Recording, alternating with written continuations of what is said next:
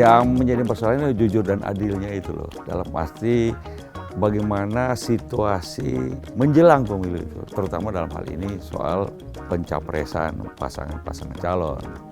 Memang ada informasi yang dapat dipercaya bahwa ada yang berusaha untuk mengatur-atur pasangan-pasangan calon mana saja yang boleh maju di pemilihan umum nantinya Pilpres 2024. Hanya 2 pasang calon yang boleh maju. Yang lain, apalagi kalau itu dari yang partai oposisi atau yang dianggap menjadi oposisi terhadap pemerintahan sekarang ini, nggak usah maju atau dengan berbagai cara termasuk dengan instrumen-instrumen hukum misalnya. Kerangka dasarnya sebetulnya wajar kalau setiap kelompok ingin menang. Tapi jadi tidak wajar ketika bukannya memperbaiki kandidat atau diri sendiri, tapi mencoba mencegah yang lain maju ke dalam pertempuran.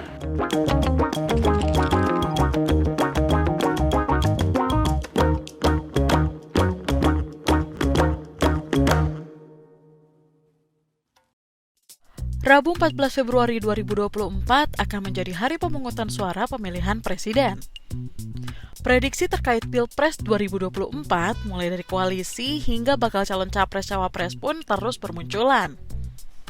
Ketua Majelis Tinggi Partai Demokrat Susilo Bambang Yudhoyono mengatakan harus turun gunung menghadapi pemilu 2024. SBY mengaku mendapat informasi bahwa pemilu 2024 akan diatur sedemikian rupa, hanya bisa diikuti 2 paslon capres-cawapres.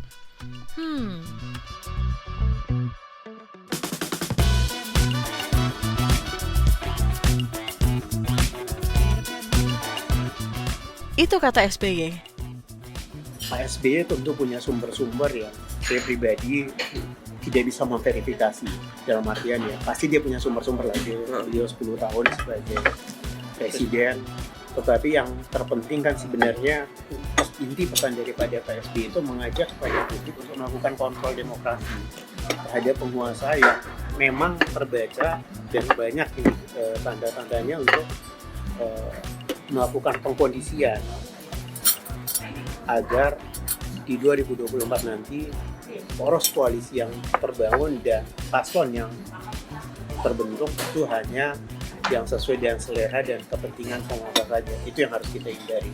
Itu yang berbahaya dan mencederai demokrasi.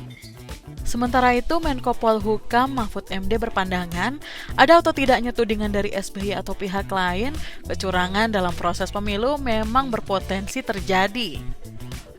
Mahfud yang pernah menjabat sebagai Ketua MK mengaku kerap menangani gugatan terkait pelanggaran termasuk kecurangan dalam pemilu. Karena itu menurut Mahfud, kecurangan pemilu adalah keniscayaan yang mewarnai pesta demokrasi. Dibutuhkan kesadaran seluruh pihak, tak hanya penyelenggara, tapi juga peserta pemilu untuk mewujudkan pemilu yang berdasarkan pada asas langsung, umum, bebas, rahasia, jujur, dan adil.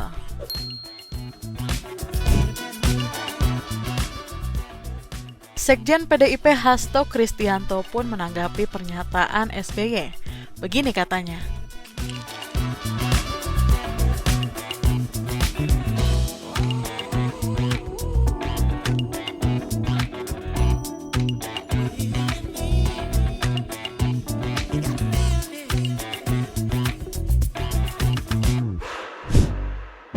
Waketum Partai Demokrat Benika Harman kabarnya juga mendengar ada upaya penjegalan Anies Baswedan sebagai bakal calon.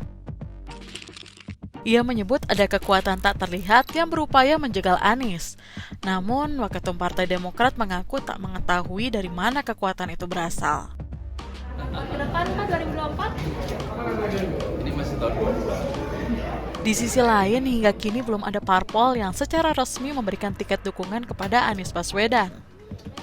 Namun, Wakil Ketua Umum Nasdem Ahmad Ali merespons, Nasdem adalah partai pertama yang mendeklarasikan diri mendukung Anies.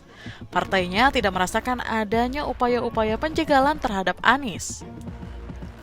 Anies pun buka suara terkait kemungkinan nyapres pada Pilpres 2024 yang ia lontarkan jelang purna tugas sebagai Gubernur DKI Jakarta per 16 Oktober 2022 mendatang.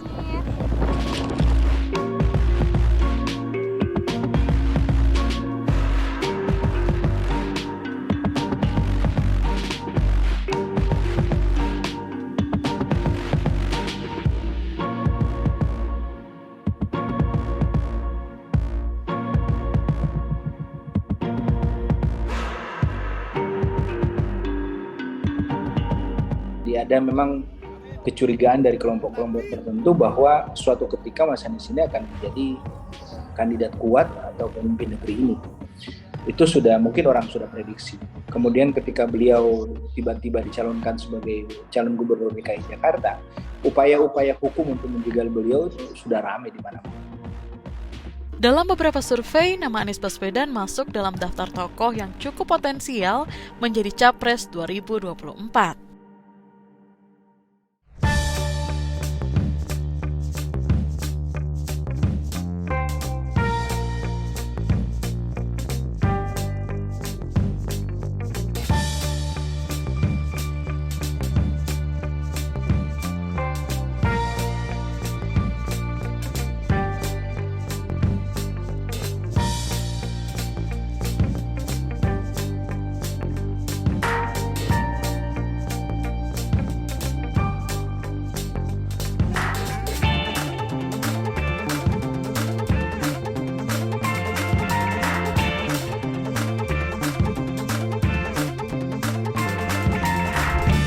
Ketua DPP Nasdem Willy Aditya membeberkan alasan Demokrat, PKS, dan Nasdem tak kunjung berkoalisi, sebab membutuhkan proses pencocokan dua layer di antara ketiga partai itu. Namun Willy menuturkan saat ini peluang PKS, Demokrat, Nasdem untuk berkoalisi sudah mendekati kesepakatan.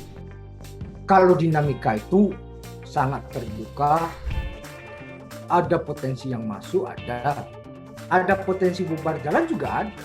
Jadi,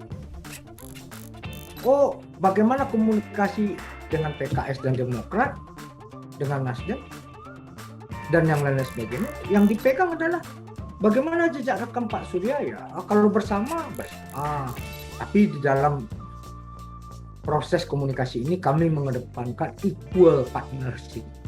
Tidak ada bos, tidak ada majikan, tidak ada bawahan, tidak ada yang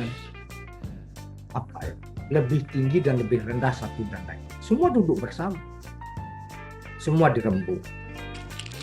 Hasil survei masih sangat dinamis. Dinamika koalisi pun masih akan terjadi. Lalu bagaimana final koalisi partai politik yang akan terbentuk pada Pilpres 2024? Siapa sajakah paslon presiden dan wapres yang akan meramaikan Pilpres 2024? Dan bagaimana memastikan Pilpres 2024 berjalan dengan jujur dan adil?